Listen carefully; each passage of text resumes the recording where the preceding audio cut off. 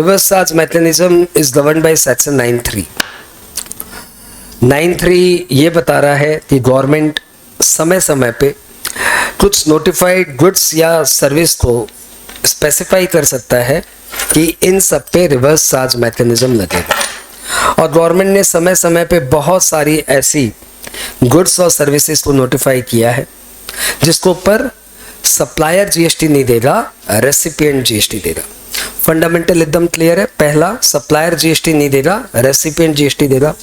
दूसरा, रेसिपिएंट चाहे composition scheme वाला हो या कोई भी हो, ये जो है इस पे जीएसटी रेसिपिएंट जब देगा तो नॉर्मल रेट से जीएसटी देगा। तीसरा, रेसिपिएंट अपने जेब से जीएसटी देगा और उसका आईटीसी क्लेम करेगा।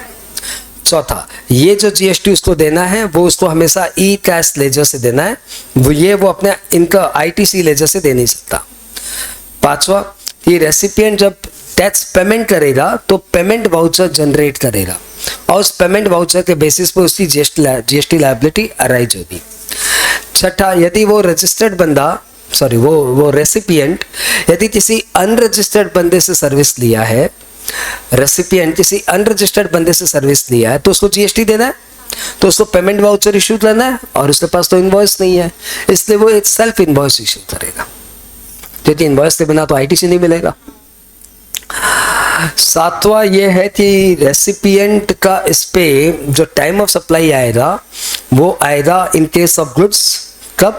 जब वो पेमेंट करेगा या जब गुड्स रिसीव होगा या फिर इनवॉइस की डेट से 31st डे, और सर्विस है तो जब वो पेमेंट करेगा या फिर इनवॉइस की डेट से 61st डे। ये सब आरसीएम की बातें हैं। और 8वीं 9वीं बात यह है कि रेसिपिएंट इसमें यदि रजिस्टर्ड है तब तो वेल एंड गुड, रेसिपिएंट यदि इसमें अनरजिस्टर्ड है तो कोई छूट नहीं है, रेसिपिएंट को जाके रजिस्ट्रेशन कराना पड़ेगा और फिर जीएसटी तो देना ही पड़ेगा। मतलब आप एक वैसे बंदो जिसका सिर्फ 7 लाख का टर्नओवर है तो आप सेक्शन 22 में रजिस्ट्रेशन के लिए लायबल नहीं हो, लेकिन आपने एक ऐसी सर्विस ले ली जिस पे रिवर्स चार्ज मैकेनिज्म अप्लाई होता है। जैसे आपकी डायरेक्टर फीस, आपकी कंपनी आपकी डायरेक्टर्स फीस है तो जीएसटी आपको देना पड़ेगा, ठीक है। भले आप अनरजिस्टर्ड हो तब भी आपको जाके रजिस्ट्रेशन कराना है और फिर जीएसटी देना है। और एक बार आप रजिस्टर्ड हो गए तो उस रिसीप पे तो देना ही है, आउटवर्ड सप्लाई पे भी देना है। देखो कैसे हम तो डूबेंगे सदम, तुमको भी ले डूबेंगे। देखो ये है कंपनी, इस कंपनी का टर्नओवर है सपोज 15 लाख, ये राजी है कि मुझे रजिस्ट्रेशन नहीं कराना। इस कंपनी ने भूल क्या कर दी, एक बोर्ड मीटिंग कर ली, डायरेक्टर्स को बुला लिया और डायरेक्टर फी दे दी, डायरेक्टर फी दे दिया तो रिवर्स चार्ज मैकेनिज्म डायरेक्टर फी पे अप्लाई होता है। तो कंपनी को बोला दिया you are liable to pay GST under reverse charge mechanism. तो कंपनी ने बोला हम तो अनरजिस्टर्ड है। बोला तो क्या हुआ, एज पर सेक्शन 24 जाइए रजिस्ट्रेशन कराइए। इसने बोला ठीक है आप बोलते तो करवा लेते। इसने रजिस्ट्रेशन कराया और इस डायरेक्टर फी पे जीएसटी दे दिया। हाँ, तो अब इनको बोला जा रहा है इस 15 लाख आपकी आउटपुट सप्लाई पे भी जीएसटी दीजिए। बोला उस पे क्यों दूं? मतलब तो आप रजिस्टर्ड हो, अब तो आप रजिस्टर्ड हो, आपकी नॉर्मल आउटपुट सप्लाई पे भी जीएसटी लगेगा और इस डायरेक्टर फीस पे जो आपने जीएसटी दिया उसका आप आईटीसी क्लेम कर लीजिए, ठीक है। बड़ा ही विचित्र है परंतु यही है, ठीक है। मोटा मोटी फंडामेंटल बात यह है कि आरसीएम में जो रेसिपिएंट को टैक्स देना पड़ता है वो उससे ई कैश लेजर से निकलता है और उससे ई क्रेडिट लेजर में घुस जाता है। गवर्नमेंट को तो फायदा नहीं होता लेकिन गवर्नमेंट ये करवाता है आपको, क्योंकि एक बार आप जीएसटी देते हो फिर उसका आईटीसी क्लेम कर लेते हो। ओके, फंडामेंटल आपको क्लियर है। 8-9 पॉइंट मैंने आपको फंडामेंटल से रिलेटेड बता दिए। अब अपने बात करने जा रहे हैं कि कौन कौन सी सप्लाई पे रिवर्स चार्ज मैकेनिज्म लगेगा। बहुत सारी सप्लाई है, एक एक करके करते। सबसे पहले हमने किया स्पॉन्सरशिप। स्पॉन्सरशिप सप्लाई में नियम यह है कि कोई भी बंदा, आपको इस पर ध्यान देना चाहिए बिना इसको रेफर किए, कोई भी बंदा किसी भी कंपनी या फर्म को स्पॉन्सरशिप सर्विस देगा तो आरसीएम लगेगा। स्पॉन्सरशिप सर्विस तब आरसीएम लगेगा जब कोई भी बंदा किसी कंपनी या फर्म को स्पॉन्सरशिप दिया तो आरसीएम लगेगा, और किसी को स्पॉन्सरशिप दे रहा है तो no RCM. Next, insurance agent. Insurance agent का नियम यह है कि कोई भी बंदा किसी भी बंदे को इंश्योरेंस एजेंट वाली जी सर्विस देगा तो रिवर्स चार्ज मैकेनिज्म लगेगा। कोई प्रॉस एंड कॉन्स नहीं है। रिकवरी एजेंट, रिकवरी एजेंट में नियम है, कोई भी बंदा किसी बैंक को, कोई भी बंदा किसी बैंक को या फाइनेंशियल इंस्टीट्यूशन को या एनबीएफसी को रिकवरी एजेंट की सर्विस देगा तो तो रिवर्स चार्ज मैकेनिज्म लगेगा, अदरवाइज नहीं लगेगा।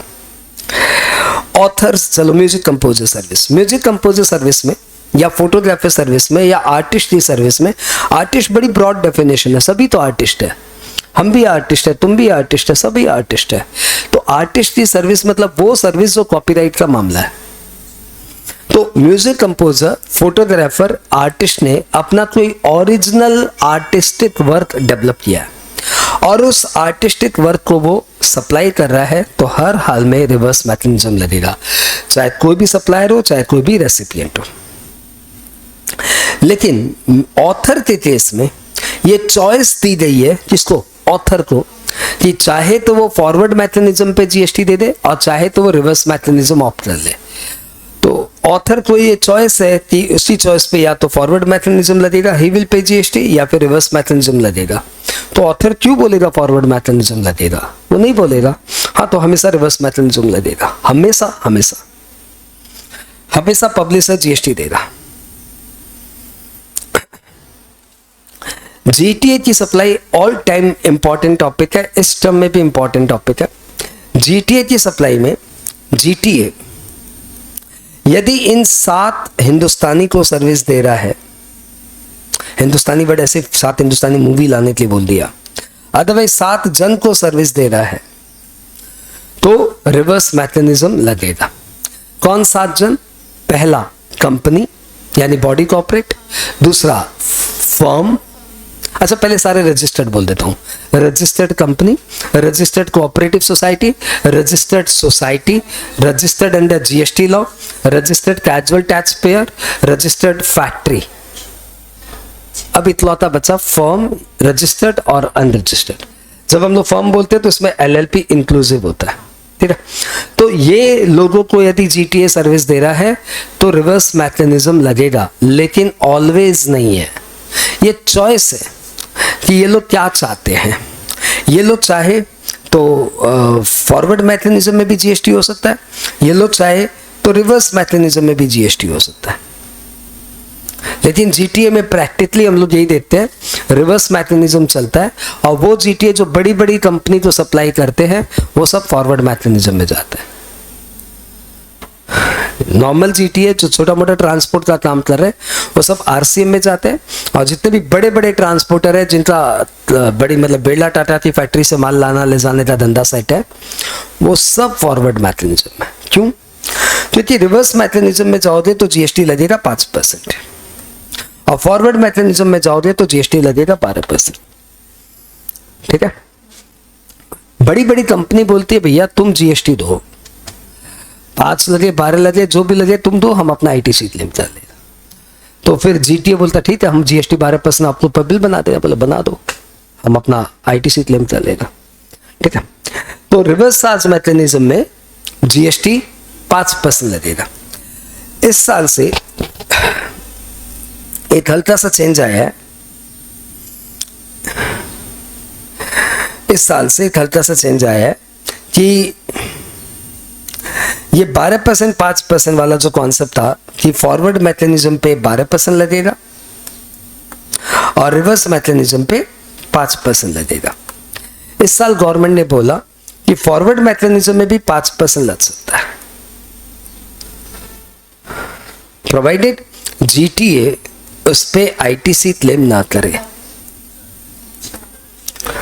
फॉरवर्ड मैकेनिज्म मतलब जीएसटी कौन दे रहा है? जीटीए। तो जीटीए को बोला दिया 12% जीएसटी दो, ठीक है, और तुम अपना आईटीसी क्लेम करो। और इस साल ये भी बोल दिया देखो तुम्हारी चॉइस है, तुम 12% जीएसटी दो, तुम अपना आईटीसी क्लेम करो, या फिर रिवर्स में या फिर तुम 5% दे दो जीएसटी, आईटीसी क्लेम मत करो, या फिर तुम कुछ मत दो, तुम्हारा रेसिपिएंट अपना 5% जीएसटी दे देगा, काम खत्म। ध्यान रखना रेसिपिएंट को आईटीसी लेना मना नहीं है। रेसिपिएंट तो चाहे 5% वाला बिल हो या 12% वाला बिल हो या वो रिवर्स मैकेनिज्म में जीएसटी दे रहा हो, रेसिपिएंट तो हर सूरत पे आईटीसी क्लेम करेगा। जब मैं बोलता हूँ 5% नो आईटीसी, तो that is only for GTA, यानी जीटीए को ये चॉइस दी गई है कि आप 12% जीएसटी दीजिए और आईटीसी क्लेम करिए, या फिर आप 5% जीएसटी दीजिए और आप जीटीए आईटीसी क्लेम ना करें। रेसिपिएंट तो दोनों ही केस में आईटीसी क्लेम करेगा। बात क्लियर? तो ये पॉइंट बहुत वाइटल था, इंपॉर्टेंट था, अमेंडमेंट था। तो जीटीए में यदि 7 लोगों को सर्विस दी जा रही है तो आरसीएम की एक चॉइस है, लेकिन 7 के अलावा और किसी को सर्विस दी जा रही है तो वो एग्जेम्प्ट है। यानी जीटीए एक अनरजिस्टर्ड इंडिविजुअल को सर्विस देता है, तो वो कंपनी नहीं है, फर्म नहीं है, कोऑपरेटिव सोसाइटी नहीं है, सोसाइटी नहीं है, रजिस्टर्ड फैक्ट्री नहीं है, कैजुअल टैक्स पेयर नहीं है, जीएसटी में रजिस्टर्ड नहीं है, इसलिए उसको दी गई सर्विस एग्जेम्प्ट होगी। ठीक है, चाहे जीटीए रजिस्टर्ड हो तो क्या हुआ, एग्जेम्प्ट होगी। Legal service, legal service given by advocate. Legal service तो मैं भी देता हूं, but I am not an advocate, तो मेरे ऊपर आरसीएम अप्लाई नहीं होता। तो जब भी आप लीगल सर्विस की बात करो तो दोनों वर्ड एक साथ लिखिए, legal service by an advocate. तो यदि लीगल सर्विस को एडवोकेट बड़ी बिजनेस एंटिटी को देता है, बड़ी बिजनेस एंटिटी मतलब वो बिजनेस एंटिटी जिसका लास्ट ईयर का turnover 40 lakh, 20 lakh, 10 lakh threshold selling के ऊपर था, तो उस पे लगेगा रिवर्स चार्ज मैकेनिज्म। और यदि लीगल सर्विस कोई एडवोकेट किसी छोटी बिजनेस एंटिटी को देता है जिसका लास्ट ईयर का टर्नओवर 40, 20, 10 से कम था, तो भैया वो हो जाएगा एग्जेम्प्ट। अब यहाँ पे ध्यान देने लायक बात क्या, बच्चे बड़े मासूम होते हैं, उन्हें ध्यान नहीं रहता छोटी छोटी बातें, और इंस्टीट्यूट वही छोटी वाली बात पूछ लेता है कि जीटीए लॉयर एडवोकेट एक लीगल सर्विस दे रहा है एक इंडिविजुअल को। ये वो इंडिविजुअल है जिसका लास्ट ईयर का टर्नओवर 40, 20, 10 से कम था, लेकिन क्लाइमेक्स ये है कि वो इंडिविजुअल जो है ना वो जीएसटी में रजिस्टर्ड है, शायद सेक्शन 24 में रजिस्ट्रेशन कराया होगा, शायद वॉलंटरी रजिस्ट्रेशन हुआ होगा, एनी हाउ वो इंडिविजुअल जो है ना वो रजिस्टर्ड है। अब ये लीगल सर्विस दिया गया इस रजिस्टर्ड बंदे को, तो क्या इस पे जीएसटी लगेगा या नहीं लगेगा? एंड आंसर इज, यदि लॉयर एक एडवोकेट एक लीगल सर्विस एक छोटी बिजनेस एंटिटी को देता है तो एग्जम्प्टेड है, बड़ी बिजनेस एंटिटी को देता है तो टैक्सेबल है। इससे फर्क ही नहीं पड़ता कि वो एंटिटी रजिस्टर्ड है कि अनरजिस्टर्ड है। इंपॉर्टेंट ये है कि उस एंटिटी का लास्ट ईयर का टर्नओवर 40, 20, 10 से नीचे था कि ऊपर था, बस। तो सिंस वो इंडिविजुअल का लास्ट ईयर का टर्नओवर 40, 20, 10 से नीचे था, इसलिए वो जीएसटी नहीं लगेगा। Service of an arbitral tribunal. अच्छा, लीगल सर्विस में एक बात और बोल दूं कि एक सीनियर एडवोकेट को एडवोकेट सर्विस देता है, एडवोकेट एक सीनियर एक सीनियर एडवोकेट एक एडवोकेट को सर्विस देता है, तब भी जीएसटी ना तो सीनियर एडवोकेट देगा ना एडवोकेट देगा, जीएसटी देगा उन दोनों का क्लाइंट ही जीएसटी देगा। और यदि वो क्लाइंट छोटा मोटा बिजनेस एंटिटी है या नॉन बिजनेस एंटिटी है तो जीएसटी एग्जम्प्ट है। Service by an arbitral tribunal is same as legal service by an advocate, कि आर्बिट्रल ट्रिब्यूनल यदि किसी बड़ी बिजनेस एंटिटी को सर्विस देते हैं तो रिवर्स मैकेनिज्म लगेगा, और आर्बिट्रल ट्रिब्यूनल किसी छोटी बिजनेस एंटिटी को सर्विस देते हैं तो एग्जम्प्ट होगा। Next, service provided by director. इसमें कोई प्रॉस एंड कॉन्स नहीं है। डायरेक्टर अपनी कंपनी को एज अ डायरेक्टर कोई भी सर्विस देगा तो that will be liable to reverse mechanism. बच्चे सोचते हैं कि this is confined to director fees. No, director in the capacity of director अपनी कंपनी को कोई भी सर्विस देगा तो उस पर रिवर्स चार्ज मैकेनिज्म लगेगा। इस रिगार्ड में दोबारा बोल दूं कि डायरेक्टर ने अपनी कंपनी को एक सर्विस दी और उस पर टीडीएस कंपनी ने काटा अंडर सेक्शन 192 सैलरी वाला टीडीएस, तो भैया ये सर्विस ये जीएसटी में एग्जम्प्ट है, ये शेड्यूल 3 में फॉल कर जाएगा। लेकिन डायरेक्टर ने अपनी कंपनी को कोई सर्विस दी और कंपनी ने उस पर 194J में टीडीएस काट लिया, तो फिर ये लायबल टू टीडीएस है under reverse mechanism. Next, service by central government, state government, union territory और लोकल अथॉरिटी। यहाँ पे पहले मैंने सॉल्ट बोल के एक कॉन्सेप्ट बनाया था, फॉर्मूला, क्योंकि उस समय अलग कॉन्सेप्ट था, लॉ अलग था। अब मैंने सॉल्ट को चेंज कर दिया पैट। कौन सी? पैट, पैट, टैप, आपको जो भी अच्छा लगे, पैट मैंने रख दिया, पेट वर्ड से पैट आ गया। तो गवर्नमेंट यदि पैट सर्विस दे रही है, पैट सर्विस मतलब पोस्ट ऑफिस की सर्विस, एयरक्राफ्ट या वेसल्स की रिपेयर सर्विस विद इन और इनसाइड और आउटसाइड दी कस्टम पोर्ट, और टी मतलब ट्रांसपोर्ट सर्विस। तो गवर्नमेंट किसी को भी पैट सर्विस दे रहा है तो फॉरवर्ड मैकेनिज्म। ध्यान से सुनना बच्चों, गवर्नमेंट में बच्चे बहुत जोर का कंफ्यूज होते हैं, क्योंकि गवर्नमेंट जब आता है ना तो दो परेशानी लेकर आता है, तो एग्जाम्पशंस और एक आरसीएम। तो बड़े ध्यान से सुनिए, गवर्नमेंट यदि पैट सर्विस दे रहा है तो फॉरवर्ड मैकेनिज्म। गवर्नमेंट यदि रेंट इन सर्विस दे रहा है तो रजिस्टर्ड बंदे को दे रहा है तो आरसीएम, अनरजिस्टर्ड को दे रहा है तो फॉरवर्ड मैकेनिज्म। गवर्नमेंट इसके अलावा और कोई सर्विस दे रहा है तो हमेशा रिवर्स मैकेनिज्म। यानी गवर्नमेंट की सर्विस को आप 3 पार्ट में डिवाइड करिए, एक पैट सर्विस, एक रेंट इन सर्विस और एक अदर सर्विस। पैट पे हमेशा क्या लगेगा? फॉरवर्ड। अदर पे हमेशा क्या लगेगा? रिवर्स। और रेंट इन पे क्या लगेगा? दोनों, फॉरवर्ड भी और रिवर्स भी। फॉरवर्ड कब लगेगा? यदि रेंट इन सर्विस किसी अनरजिस्टर्ड बंदे को दी जा रही है, और रिवर्स कब लगेगा? यदि रेंट इन सर्विस किसी रजिस्टर्ड बंदे को दी जा रही है। तो पैट सर्विस कौन कौन सी हो गई? Post office service, aircraft service and repair service. Aircraft service and T है ना, तो ट्रांसपोर्ट सर्विस। एयरक्राफ्ट मतलब एयरक्राफ्ट की repair maintenance of aircraft and vessel inside और आउटसाइड द पोर्ट। ठीक है, हटाओ। अब अपने बात कर रहे हैं, अच्छा ये इतना सा आसान था? हाँ, ये इतना ही आसान था, ठीक है ना। पैट, rent in, other. Service supplied by central government और स्टेट गवर्नमेंट, बताई दिया है तो। ओके,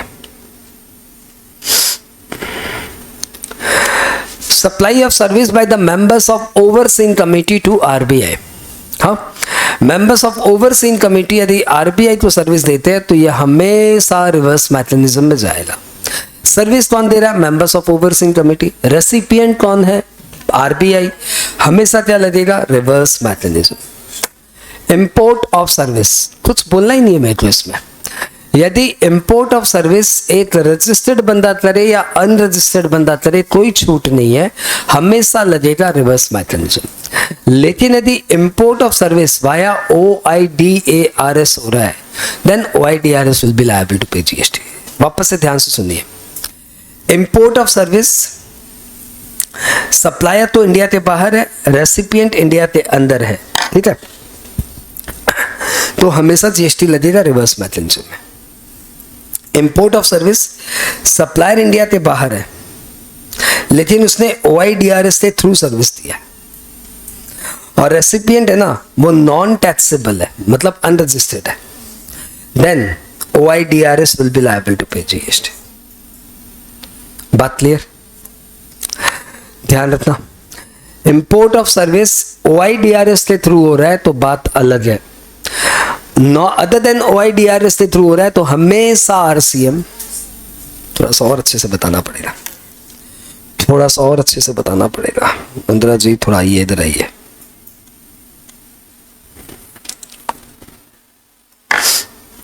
और अच्छे से बताना पड़ेगा। Import of service,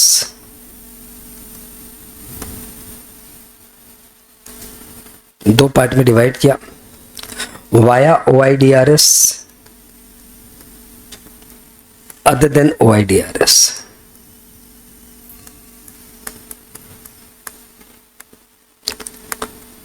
Recipient is registered, recipient is unregistered। और तो कोई कॉन्सेप्ट नहीं होगा।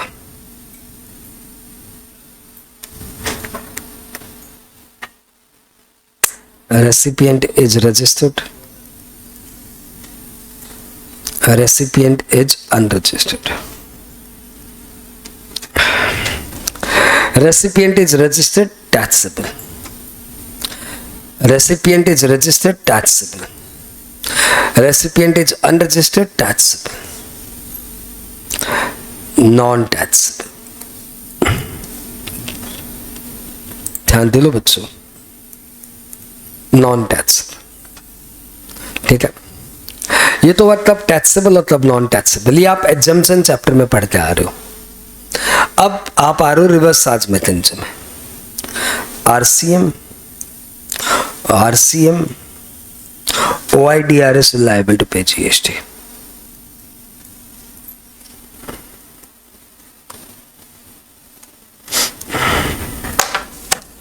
मतलब सब मिला के import of service via OIDRS हो गया तो जीएसटी लदना ही लदना है.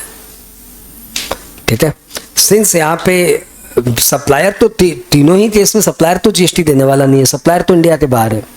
देगा तो रेसिपिएंट देगा या फिर OIDRS देगा. तो बात बहुत सिंपल है, यदि रेसिपिएंट रजिस्टर्ड है तो रेसिपिएंट खुद दे देगा, रेसिपिएंट अनरजिस्टर्ड है तो OIDRS दे देगा.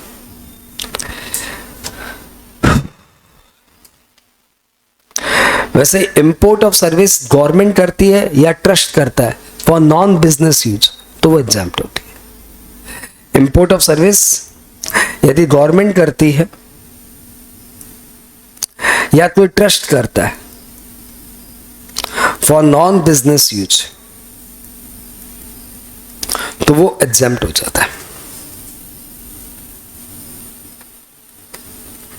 ओके, इससे बाहर निकलते हैं, वापस अपने टॉपिक में चलते हैं. टॉपिक का नाम है टॉपिक का नाम है आरसीएम. आज एग्जाम्शन पे गजब सुई अटका. Next point number 14. यदि कोई वेसल्स से आपने ट्रांसपोर्ट सर्विस लिया, आप इंपोर्ट ऑफ गुड्स कर रहे हो और आपने वेसल से ट्रांसपोर्ट सर्विस लिया, तो इससे फर्क नहीं पड़ता कि वेसल को बुकिंग किसने किया है, सप्लायर ने, फॉरेन कंट्री में बैठे सप्लायर ने या इंडिया में बैठे रेसिपिएंट ने. इससे फर्क नहीं पड़ता कि वेसल्स वाला इंडिया के बाहर की टेरिटरी का है कि इंडिया के भीतर की टेरिटरी का है. हमेशा जीएसटी इंपोर्टर ही देगा. बस सुन लो ध्यान से, फिर मैं तुम्हें बताता हूं ये केस कितना खतरनाक है. बहुत खतरनाक केस हो चुका भी है.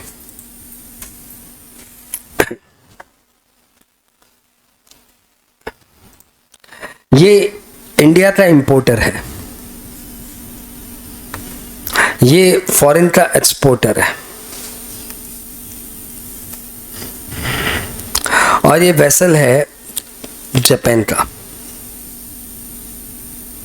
तो जापान के एक्सपोर्टर ने जापान के बंदे को ट्रांसपोर्ट ऑफ गुड्स के लिए हायर किया. किसने किसको हायर किया? फॉरेनर ने फॉरेनर को हायर किया. बोला सुन भाई मेरा सामान यहाँ भिजवा देगा. बोला भिजवा दूंगा. भाड़ा ले लिया 5 करोड़. यहां से माल यहाँ आ गया. ठीक है, किसने किसको बुकिंग किया? जापानीज ने जापान को बुकिंग किया. ठीक है, इंडिया वाले बोले कि हे वेसल तुम आए, जीएसटी नहीं आया मेरे पास, कितना भाड़ा है तुम्हारा? बोला फ्रेट है 5 करोड़. जीएसटी क्यों नहीं है? बोला कौन जिससे लेना ले लो, हम तो बाहर के, हमसे नहीं ले पाओगे. तो लॉ बोलता है तुम्हारा इंपोर्टर कौन है, और उसको बोला जाएगा जीएसटी दो. ठीक है, ठीक है. ये बड़ा खतरनाक सा प्रोविजन है, बहुत ही ज्यादा खतरनाक है. बहुत सारा इसमें डिलेमा है, बहुत सारा इसमें डिलेमा है, बहुत सारा डिलेमा है. क्यों डिलेमा है मैं तुम्हें दिखाता हूं. एक इन दिनों में केस आया मोहित मिनरल्स बोल के. क्या नाम? मोहित मिनरल्स बोल के केस आया. एक बार तुम्हें वो केस 2 मिनट दिखाना चाहूंगा मैं. क्या मालूम एग्जाम में वही हिट हो जाए. सुप्रीम कोर्ट का वर्डिक्ट है, सुप्रीम कोर्ट का वर्डिक्ट.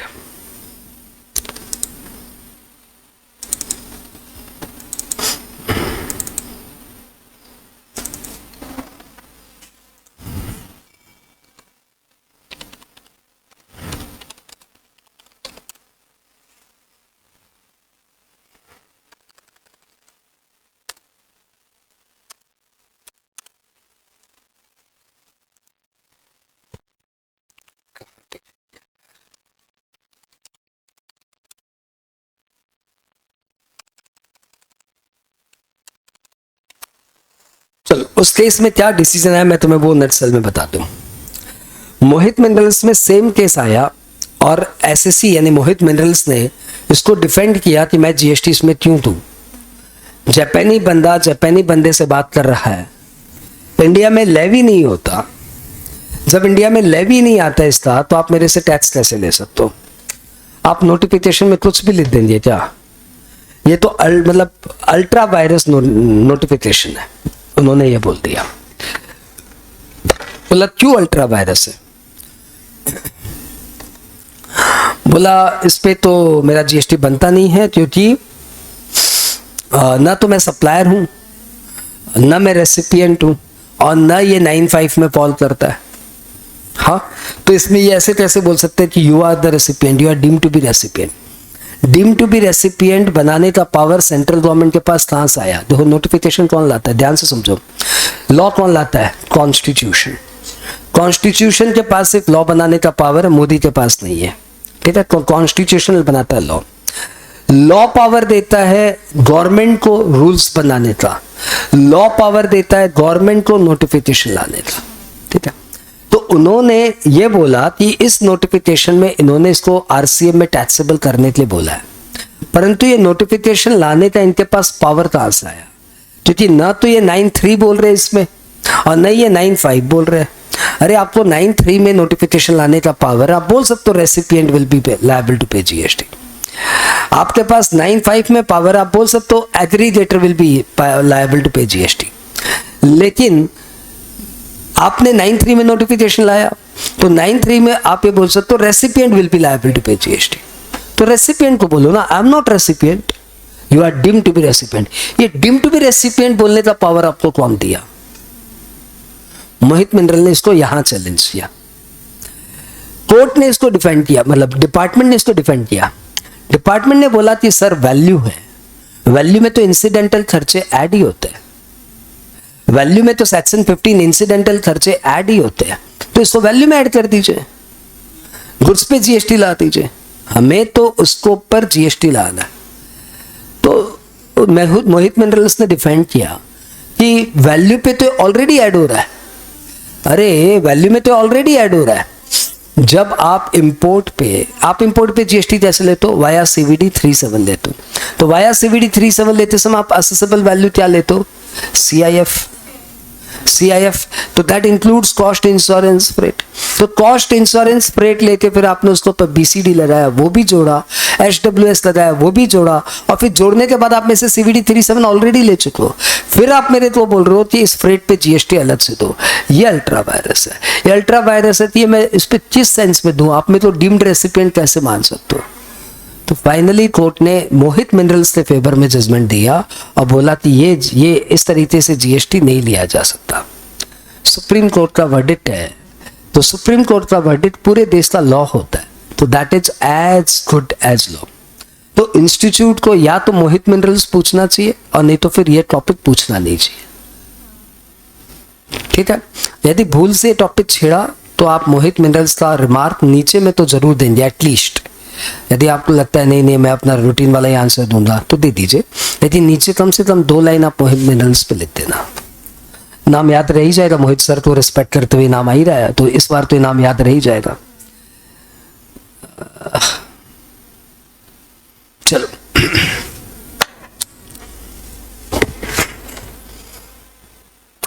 तो नेक्स्ट टॉपिक आ रहा है service of direct selling agent to bank. DSA ने बैंक को सर्विस दिया।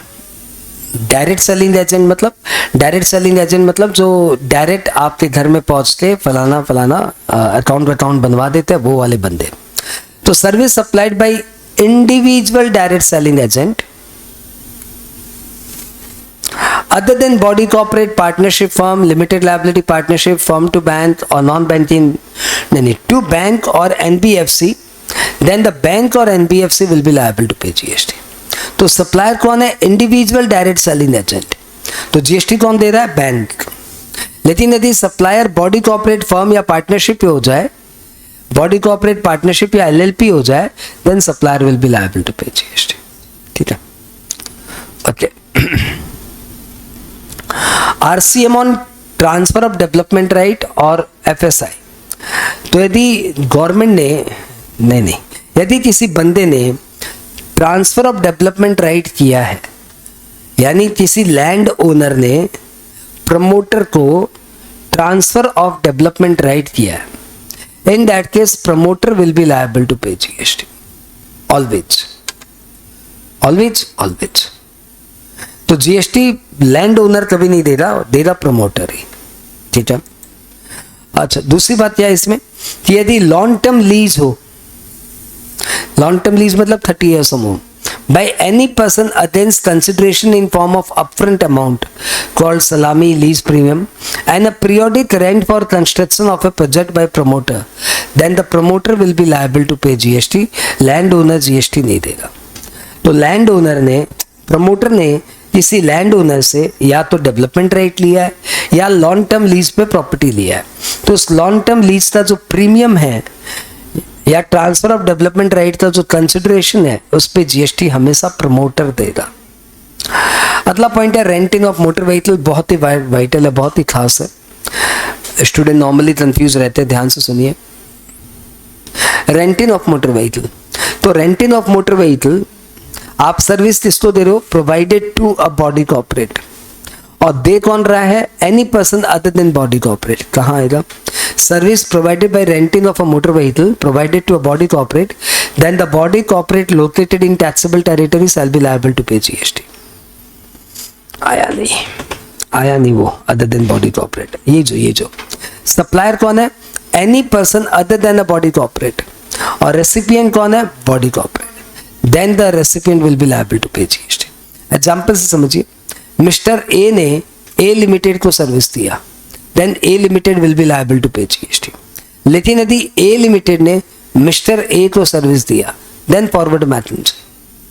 यदि ए लिमिटेड ने ए लिमिटेड को सर्विस दिया, ये थोड़ा ये गड़बड़ हो गया नहीं, एबीसी लिमिटेड ने XYZ लिमिटेड को सर्विस दिया, तो यहाँ पे रिवर्स मैकेनिज्म नहीं लगेगा, यहाँ पे फॉरवर्ड मैकेनिज्म लगेगा। रिवर्स मैकेनिज्म सिर्फ उसी केस में लगेगा जब एक नॉन बॉडी कॉर्पोरेट एक बॉडी कॉर्पोरेट को सर्विस देगा, तो याद रहेगा। अरे इतना इरिटेटेड होकर मत पढ़ो इस टॉपिक को, बहुत परेशान करता है topic. Lending of security under security lending scheme, कोई प्रॉस एंड कॉन्स नहीं है।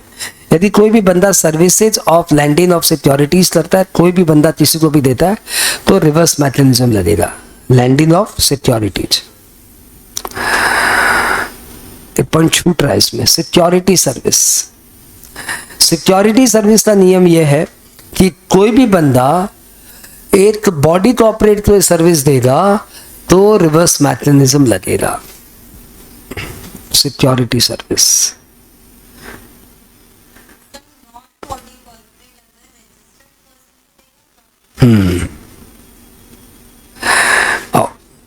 यहां तक क्लियर है। एक बार सिक्योरिटी सर्विस वापस से लेना पड़ेगा यार, लेता हूं 1 मिनट जो, हाँ सिक्योरिटी सर्विस वापस से लेना पड़ेगा।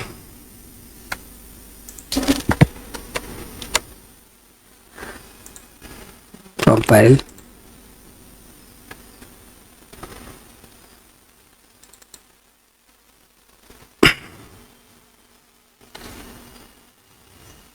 Security service. यदि कोई भी बंदा किसी रजिस्टर्ड पर्सन को अदर देन,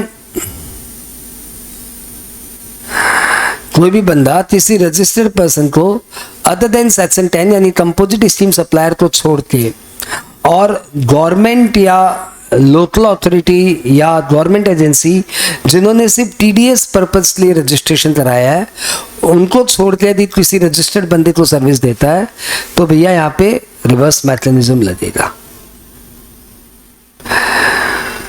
ठीक है, एक बार पूरा वापस लेना पड़ेगा, ऐसे नहीं चलेगा। तुम लोग चेहरा बता रहा है, ऐसे नहीं चलेगा। अब अपनी स्क्रीन के सामने ये सब चल रहा है। स्पॉन्सरशिप सर्विस बताओ फटाफट, कौन देगा, किसको देगा?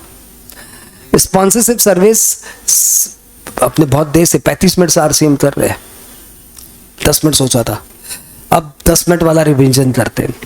स्पॉन्सरशिप सर्विस कोई भी सप्लायर किसी भी कंपनी या फर्म को दे रहा है तो रिवर्स मत। इंश्योरेंस कोई भी किसी को दे रहा है, डायरेक्टर कोई भी किसी को भी दे रहा है, इंडिविजुअल डायरेक्टर देगा कंपनी को देगा, बस वो 194J वाला मामला होना चाहिए। आर्बिट्रल ट्रिब्यूनल कोई भी बंदा बड़ी बिजनेस एंटिटी को सर्विस दे रहा है, ठीक है। इंपोर्ट ऑफ सर्विस तो कोई भी बंदा, वो तो टेबल में ध्यान रखना पड़ेगा कि यदि OIDR इससे थ्रू हो रहा है तब तो रजिस्टर्ड तो दो या अनरजिस्टर्ड तो दो। रजिस्टर्ड को देगा तो रजिस्टर्ड बंदा देगा, अनरजिस्टर्ड को दिया तो OIDRS देगा। और यदि वाया OIDRS नहीं है तो इंपोर्ट ऑफ सर्विस रजिस्टर्ड बंदे को दिया तो RCM, otherwise exempt. Author service, author की चॉइस पे reverse mechanism. Music composer, photographer etcetera original work होना चाहिए, ओरिजिनल वर्क, तो फिर हमेशा रिवर्स मैकेनिज्म। रिकवरी एजेंट कोई भी बंदा किसी बैंक, NBFC फाइनेंशियल इंस्टीट्यूशन को दिया, बैंक NBFC फाइनेंशियल इंस्टीट्यूशन को दिया। एडवोकेट में कोई भी बंदा, कोई भी लॉयर किसी बिग बिजनेस एंटिटी को सर्विस दिया। GTA में कोई भी बंदा उन 7 लोगों को सर्विस दिया तो रिवर्स मैकेनिज्म, और 7 को नहीं दिया तो एग्जम्प्ट। उन 7 को रिवर्स मैकेनिज्म लगेगा, लेकिन आपकी चॉइस पे फॉरवर्ड मैकेनिज्म भी लग सकता है। रिवर्स मैकेनिज्म में तो हमेशा 5% GST है, फॉरवर्ड मैकेनिज्म पे 2 चॉइस है। यदि GTA ITC क्लेम करना चाहता है तो 12%, और GTA ITC नहीं क्लेम करे तो 5%। ओवरसीज कमिटी RBI को सर्विस देगा तो reverse mechanism. Government service PAT को वाली छोड़ दो तो कि पैट वाली जाएगी फॉरवर्ड मैकेनिज्म में, अदर वाली हमेशा रिवर्स मैकेनिज्म में। और रेसिडेंशियल यूनिट लेट आउट वाली यदि वो रजिस्टर्ड बंदे को दिया तो रिवर्स मैकेनिज्म, और अनरजिस्टर्ड बंदे को दिया तो फॉरवर्ड मैकेनिज्म। गवर्नमेंट रेंटिंग हो गया। Direct selling agent, direct selling agent service कोई इंडिविजुअल दे रहा है किसी बैंक को, NBFC को, फाइनेंशियल इंस्टीट्यूशन तो reverse mechanism. Renting of motor vehicle कोई नॉन बॉडी कॉर्पोरेट को दे रहा है तो रिवर्स मैकेनिज्म, ठीक है। Security lending certificate, security lending certificate में कोई छाप नहीं है, कोई भी बंदा किसी को भी दे। लीज ऑफ लैंड या ट्रांसफर ऑफ डेवलपमेंट राइट, इसमें हमेशा promoter will be liable to pay GST। Vessels outside India, मोहित मिनरल से तो एग्जाम्प्ट ही है, लेकिन अदरवाइज इसमें importer will be liable to pay GST। Renting of residential dwelling unit जो इस साल नया आया है कि यदि रजिस्टर्ड बंदे को दिया, renting of residential unit registered बंदे को दिया फॉर बिजनेस यूज, क्योंकि renting of residential unit basically exempt होता है। Renting of residential unit basically, renting of residential unit for residential purpose basically exempt होता है, लेकिन वो रेंटिंग ऑफ रेसिडेंशियल यूनिट है, वो रेसिडेंशियल पर्पज के लिए भी दिया जा रहा है, लेकिन रेसिपिएंट उसको अपना बिजनेस का खर्चा मान रहा है और रेसिपिएंट रजिस्टर्ड है, then recipient will be liable to pay GST। अब बच्चा सिक्योरिटी सर्विस, सिक्योरिटी सर्विस में यहाँ पे एनी नहीं होगा, यहाँ पे नॉन बॉडी कॉर्पोरेट होगा। नॉन बॉडी कॉर्पोरेट यदि किसी रजिस्टर्ड बंदे को दिया तो रिवर्स मैकेनिज्म, ठीक है। नॉन बॉडी कॉर्पोरेट किसी रजिस्टर्ड बंदे को दिया तो रिवर्स मैकेनिज्म, लेकिन यदि वो रजिस्टर्ड बंदा TDS काटने के लिए रजिस्ट्रेशन कराया है तो ये प्रोविजन अप्लाई नहीं होगा, और यदि वो रजिस्टर्ड बंदा सेक्शन 10 में रजिस्टर्ड है तो ये प्रोविजन अप्लाई नहीं होता, मतलब फॉरवर्ड मैकेनिज्म में चलाएगा। सिक्योरिटी सर्विस एग्जाम्प्ट कभी नहीं है, टैक्सेबल है, तो यदि बॉडी कॉर्पोरेट ने दिया तो forward mechanism. Non body corporate ने किसी नॉन बॉडी कॉर्पोरेट ने किसी रजिस्टर्ड बंदे को दिया तो इसमें मोटर व्हीकल लेटिंग आउट नहीं आया क्या,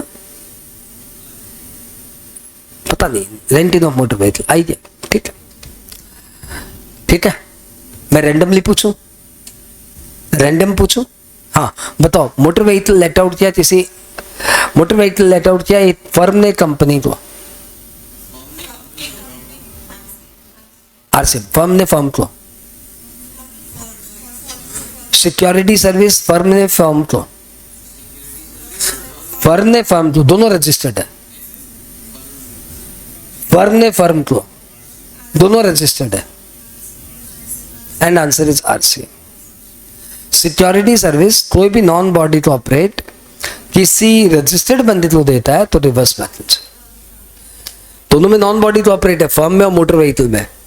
तो फर्म में non body corporate body corporate को देता है तो रिवर्स मैकेनिज्म, और सिक्योरिटी में नॉन बॉडी कॉर्पोरेट किसी रजिस्टर्ड को देता है तो reverse mechanism. Any how RCM में इससे बेसी हम लोग डिवोशन नहीं दे सकते।